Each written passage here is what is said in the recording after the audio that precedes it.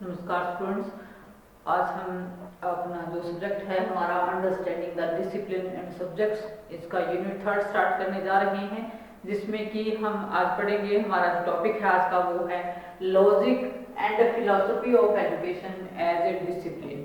ठीक है, अर्थात कि एक जो है अध्ययन विषय के रूप में शिक्षा का क्या अर्थ है, क्या तर्क है, और जो दर्शन है वो किस प्रकार से हमारी शिक्षा को प्रभावित करता है ना। कि एक अध्ययन विषय के रूप में हमारी जो शिक्षा है वो कैसे एक अलग अध्ययन विषय के रूप में हम इसको अध्ययन करते हैं, और जो दर्शन है, दर्शन किस प्रकार से हमारी शिक्षा को, हमारी शिक्षा के उद्देश्यों को प्रभावित करता है, और किस प्रकार से दोनों जो है वो एक दूसरे से जुड़े हुए हैं। आज हम इस कंसेप्ट पर चर्चा करने जा रहे हैं।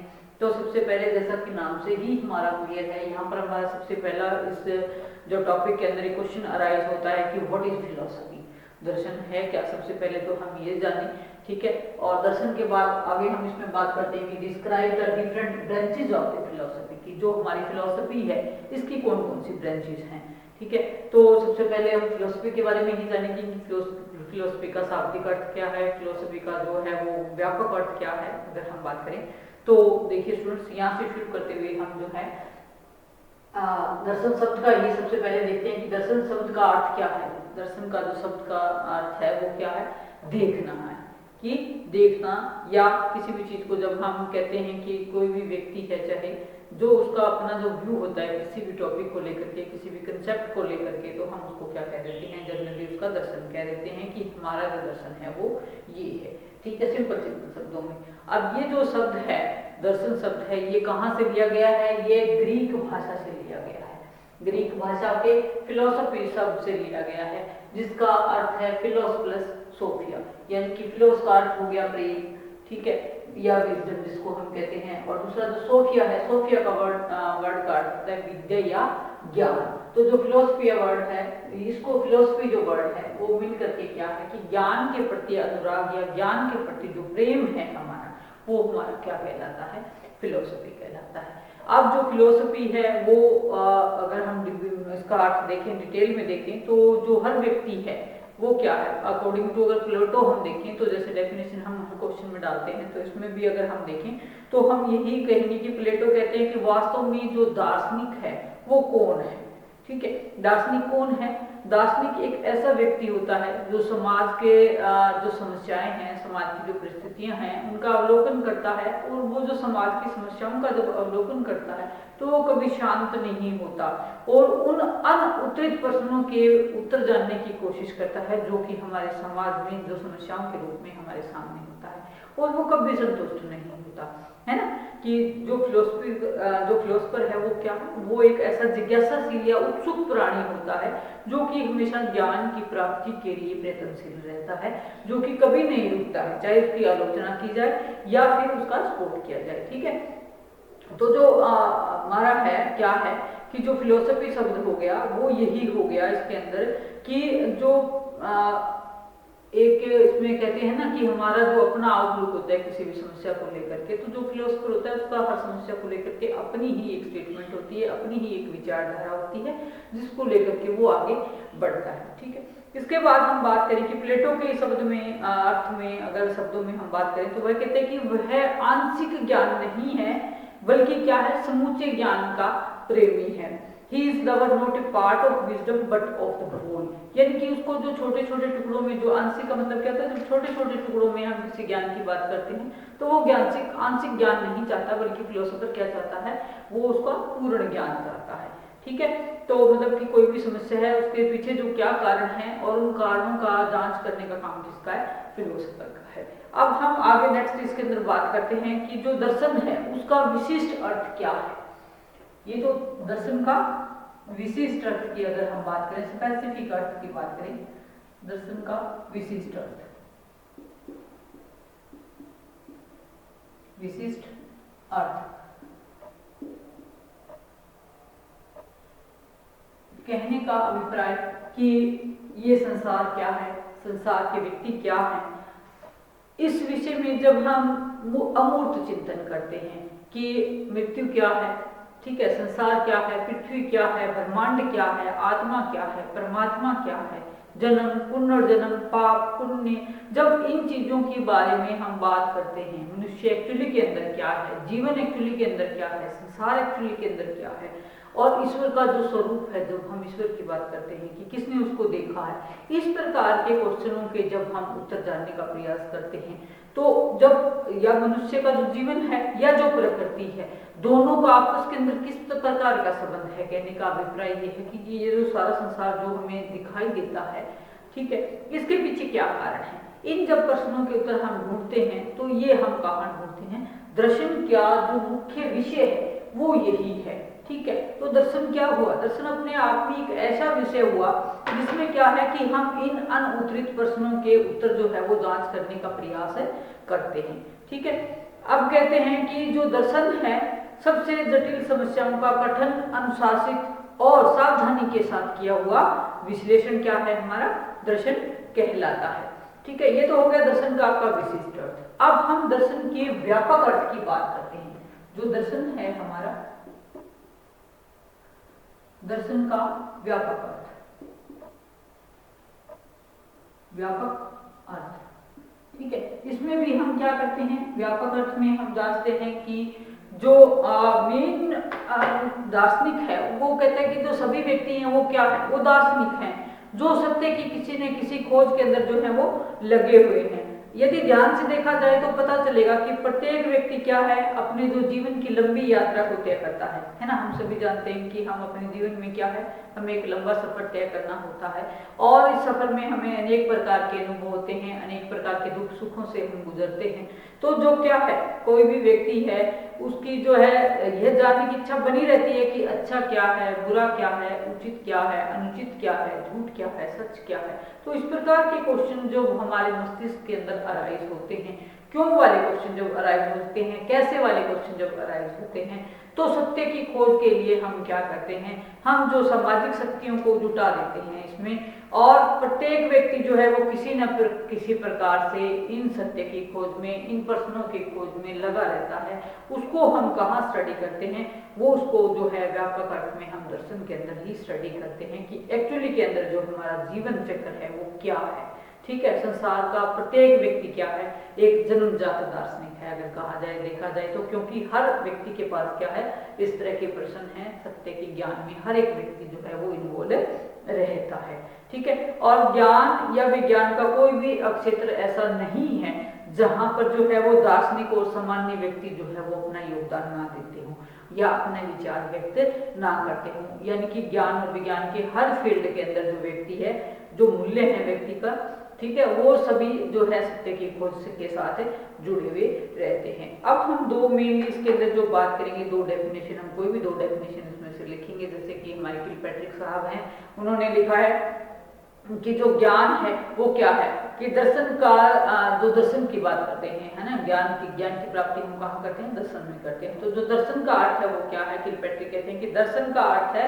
सामान्य रूप में जीवन से संबंधित विचारों, सिद्धांतों और सांसारिक दृष्टिकोण से है, कि जीवन के प्रति जो हमारे विचार हैं वो किस प्रकार के हैं, संसार किस प्रकार का है, और सिद्धांत किस प्रकार से जो जीवन से संबंधित जो हमारे सांसारिक दृष्टिकोण है हमारा, वो हम किस प्रकार से जो है वो हमारे व्यक्तिगत सिद्धांतों को प्रभावित करते हैं। इन चीजों की स्टडी हम कहाँ करते हैं, दर्शन के अंदर करते हैं। एक और उत्तर हुए हैं कांट महोदय, उन्होंने कहा है कि जो दर्शन है वो क्या है, दर्शन बोध क्रिया का विज्ञान है और उसकी आलोचना करना है। कि जो बोध का मतलब क्या होता है, कि जब हम किसी भी चीज को समझते हैं, किसी भी चीज का जब हमें ज्ञान हो जाता है, ठीक है, और फिर जब हम उसको क्रिटिसाइज करते हैं, उसकी आलोचना करते हैं, तो वो हमारा क्या बन जाता है, हमारा दर्शन बन जाता है, ठीक है। तो ये तो थी जनरल का जो दर्शन का आपका मीनिंग था, अभिप्राय था। इसके बाद हम अगर बात करें दर्शन के स्कोप ऑफ द फिलोसफी की बात करें, तो स्कोप ऑफ द फिलोसफी के अंदर हमारा जो है वो ये सारे ही मीनिंग आपने लिखने हैं। स्कोप काफी विस्तृत है इसका दर्शन का।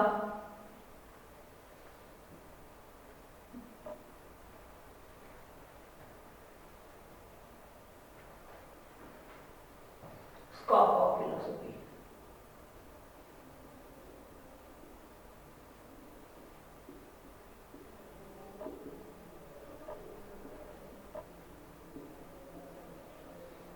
ठीक है। स्कोप ऑफ फिलोसफी में हम क्या करेंगे, हम मेनली जो है वो इसके कई पार्ट्स के बारे में बात करेंगे। जैसे कि मेनली हमारी जो फिलोसफी है इसके तीन जो है वो मेन भाग हैं। कौन कौन से हैं? तत्व मीमांसा या मेटाफिजिक्स जिसको कहते हैं, तत्व मीमांसा, तत्व मीमांसा, उसके बाद ज्ञान मीमांसा, ज्ञान मीमांसा, ज्ञान मीमांसा, और फिर है मूल्य मीमांसा, मूल्य मीमांसा। ठीक है, ये तीन जो स्कोप मेनली जो है वो इसके अंदर हमारे आते हैं, जिसमें मेटाफिजिक्स पहला हमारा है, मेटाफिजिक्स, दूसरा एपिस्टेमोलॉजी और तीसरा एक्सियोलॉजी के नाम से जिसको जाना जाता है। अब जो मेटाफिजिक्स है आपका, इसको भी जो है वो आगे हम कई भागों में बांटते हैं। तत्व मीमांसा के अंदर हम किस चीज की स्टडी करते हैं? देखिए स्टूडेंट, सबसे पहले जब तत्व का मतलब क्या होता है कि जो हमारा ये संसार है, ये जो सारा हमारा इन्वायरमेंट जिसको हम देख रहे हैं, ये विभिन्न तत्वों के मेल से ही बना है। ठीक है, इवन कि हमारा जो शरीर है ये भी विभिन्न तत्वों के मेल से ही बना है, कि कोई एक चीज नहीं है जो इस ब्रह्मांड को या इस शरीर को बना दे। ठीक है, तो जो तत्व मीमांसा का जो तत्वों का जब हम अध्ययन करते हैं तो वो हमारा किसमें आता है? दर्शन के अंदर आता है। और जो मेटा शब्द है या जो फिजिक्स शब्द है, दोनों का अर्थ भी अगर हम देखें तो मेटा का अर्थ होता है आपका परे, जो परे हो, और फिजिक्स का अर्थ होता है जो भौतिक जो चीजें हैं या जो भौतिक संसार है। तो जो ये भौतिक संसार से परे की जो चीजें हैं वो क्या है? आपकी मेटाफिजिक्स के अंदर आती हैं। और जो मेटाफिजिक्स शब्द भी जो है वो मेटाफिजिक्स दो शब्दों से मिलकर के बना है, मेटा प्लस फिजिक्स। ठीक है, ये दो शब्दों के मेल से बना है। इसका अर्थ हो गया परे और इसका अर्थ क्या हो गया? मेटा का अर्थ क्या हो गया आपका? परे, और इसका अर्थ क्या हो गया? भौतिक संसार, भौतिक संसार। इसको हम एक डायग्राम से भी जो है वो डिनोट कर सकते हैं मेटाफिजिक्स को।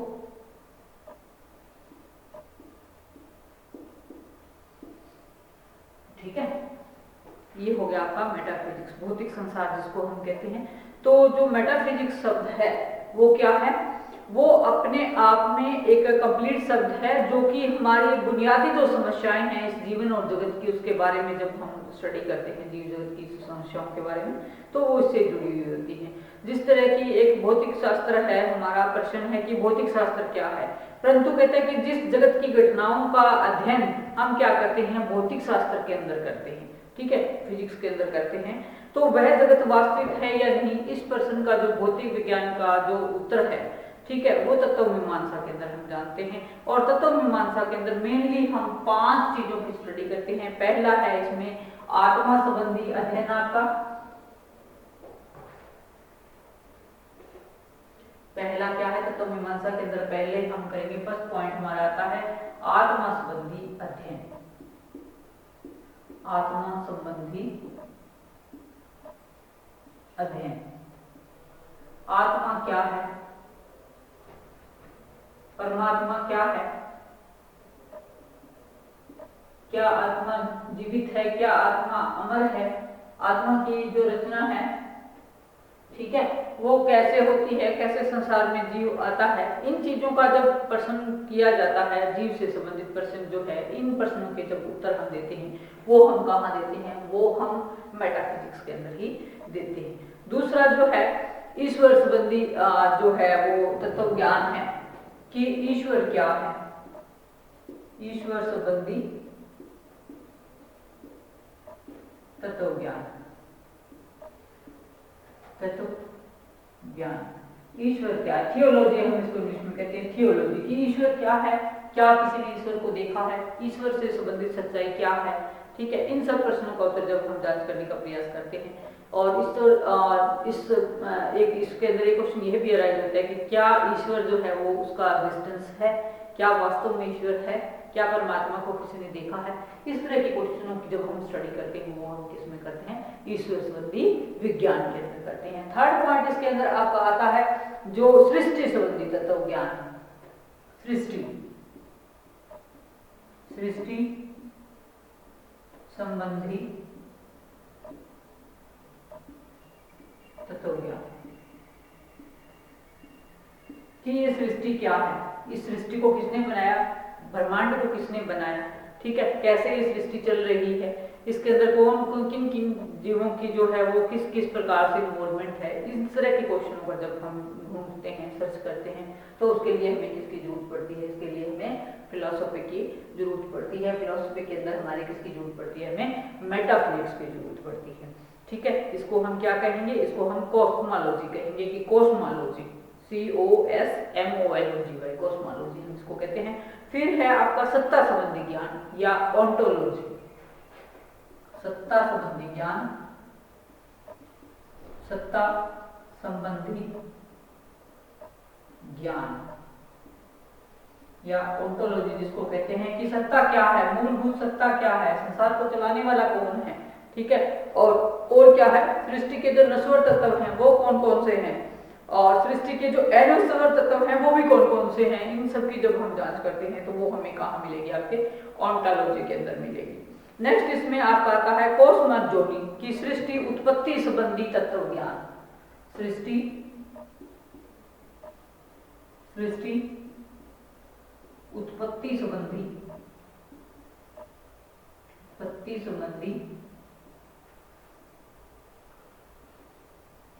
तत्व ज्ञान, ठीक है। जो सृष्टि है इसकी जो है उत्पत्ति कैसे हुई, ये सब जब हम स्टडी करेंगे तो वो हम कहाँ पर करेंगे, वो भी हम इसी में ही करेंगे कि आप सृष्टि की उत्पत्ति कैसे हुई, जगत की उत्पत्ति कैसे हुई, इन सब क्वेश्चनों का जब हम जानने का प्रयास करेंगे तो वो हम कॉस्मोलॉजी के अंदर जानने का प्रयास करेंगे, ठीक है। इसके बाद नेक्स्ट हमारा इसमें पॉइंट आता है, ये जो हमारा हो गया तत्व मीमांसा के बाद सेकंड हम इसमें बात करते हैं ज्ञान शास्त्र की बात करते हैं या एपिस्टेमोलॉजी की बात करते हैं। एपिस्टेमोलॉजी क्या है, ज्ञान शास्त्र, जैसे मैंने पहले भी बताया था, इसका सेकंड पॉइंट हमारा बनता है ज्ञान मीमांसा कि ज्ञान क्या है, ज्ञान को कैसे हम परिभाषित कर सकते हैं, ज्ञान को कैसे हम जान सकते हैं। किसी भी चीज के विषय में जब हमें ज्ञान प्राप्त करना है तो हम इन प्रश्नों के लिए कि कौन सा ज्ञान स्थायी है, कौन सा ज्ञान जो है वो हमारा स्थायी है, ठीक है, और ज्ञान का कोई अंत या है, या ज्ञान की शुरुआत हमें कहाँ से प्राप्त होती है, और किस तरह की नॉलेज को जो है वो हम सत्य माने, ठीक है। इन प्रश्नों के जब हम उत्तर ढूंढने का प्रयास करते हैं तो वो क्या है, वो हम एपिस्टेमोलॉजी के अंदर ढूंढते हैं, ज्ञान शास्त्र के अंदर ढूंढते हैं। ज्ञान का विज्ञान या साइंस ऑफ नॉलेज भी हम इसको कहते हैं कि क्या जो मानव है वो उसकी बुद्धि वास्तविक ज्ञान को प्राप्त कर सकती है, या मनुष्य किस सीमा तक उस परम सत्ता के ज्ञान को जान सकता है। इस प्रकार के प्रश्नों के जब हमें उत्तर देने हैं, सत्य क्या है, असत्य क्या है, भ्रम क्या है, झूठ क्या है, सत्य, ये चीजें जब इस तरह के क्वेश्चनों का हम जानने का प्रयास करते हैं तो वो हम किसमें जानते हैं, वो हम एपिस्टेमोलॉजी के अंदर या ज्ञान मीमांसा के अंदर जानने का प्रयास करते हैं। तीसरा हमारा इसमें आता है मूल्य शास्त्र। मूल्य शास्त्र, मूल्य शास्त्र, मूल्य क्या है, मानव मूल्य क्या है, ठीक है। मूल्यों की जांच हम कैसे कर सकते हैं, देखिए मूल्य के अंदर भी हम तीन कंसेप्ट इसके अंदर में ले लेते हैं हमारे, कौन कौन से। फर्स्ट हमारा हो गया नीति शास्त्र, नीति शास्त्र,